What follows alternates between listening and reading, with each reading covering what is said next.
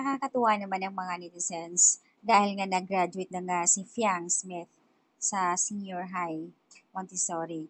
Yung iba, nagbabash kay Keisho, no medal, walang honor, slow learner, and not good enough, not academic achiever. Try hard, pero proud parents. Actually, walang nakuha si Fiang. Ang kagandahan doon kasi syempre mga magulang proud. Yung iba, syempre, hindi naman maiwasan na nagkakaroon ng comparison, ano? Like, sinasabi nila na si Jazz, walang katulad as in cum laude, totoong cum laude, matalino. Doon sila nairita sa mami ni Fiang kay Keisho nung tinanong, ang sinasabi daw cum laude anak niya. Yung pala noong elementary pa lang yun. So, nitong nag-aaral na siya ng high school and senior high, wala na siyang nakuha.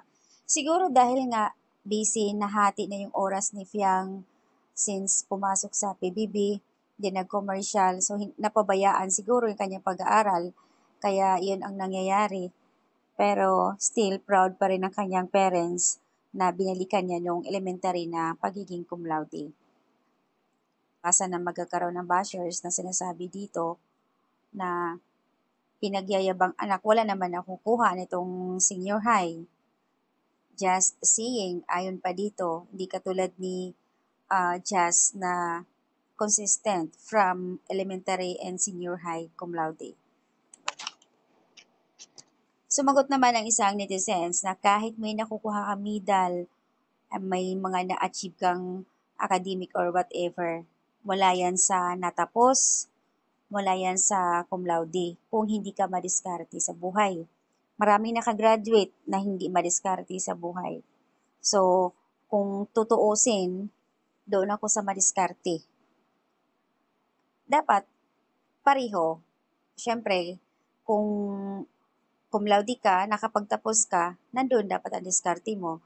Pero depende ha, kasi meron nga, ayon dito sa mga comment, na mayroong nakagraduate, wala naman diskarte sa buhay, kumbaga hindi ginagamit yung pagiging graduate niya.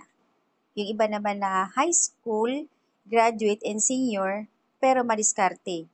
Marami siyang alam at talagang nag-grow siya. Binubuhay niya yung buong pamilya niya, nagiging breadwinner.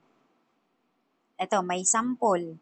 Katulad na lang ng ibang artista, mga veterans actress na umabot ng 20 years. Like Kim Chu, 'di ba? Hindi siya nakapag-graduate ng college, pero nagiging breadwinner, madiskarte sa buhay. Ano ngayon ang na-achieve niya? Sobrang dami na niyang na-achieve sa buhay. Marami siyang natutulungan. Kaya yung sinasabi niyong walang medal, walang honor, whatever, useless lang yan. Nasa diskarte, nasa tao lang yan. So, ayan ang update. Buti hindi dito si Kai pinagkumpara nila kasi madalas pinagkukumpare nila dito si Kai and Fiang. Dito sa mga comment ang pinagkukumpara nila si Jazz and Kim Chu. Kakaloka.